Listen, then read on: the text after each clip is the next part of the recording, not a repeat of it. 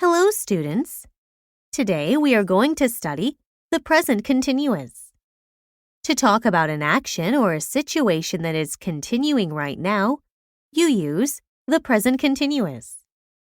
The form of the present continuous looks like be verb plus ing. The subject and the be verb must match. Find the be verb that matches your subject.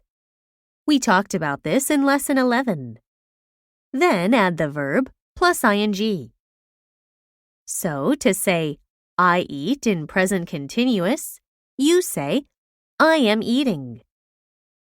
Just like with this eating, you always add ing to the base verb to form the present continuous.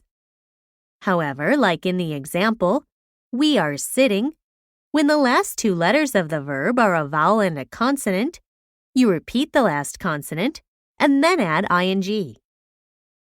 Moreover, when the verb ends with an e like ride, you take out the e and add ing. An example is the verb ride.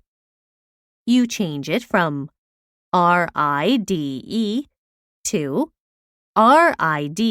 riding. An example would be, he is riding a bike.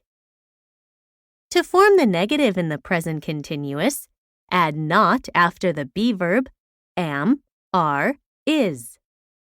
The present continuous also has a question form. An example is, are you studying? So you place the be verb before the subject. To answer the question, you say, yes, subject plus be verb. So, yes, I am. You can also say, no, subject plus be verb not. No, I am not. When you want to ask questions using a question word like what, you put the question word before the be verb. So, for example, what are you doing now? When you are asked this question, you don't just answer yes or no. Instead, you tell what you are doing. I am watching TV now.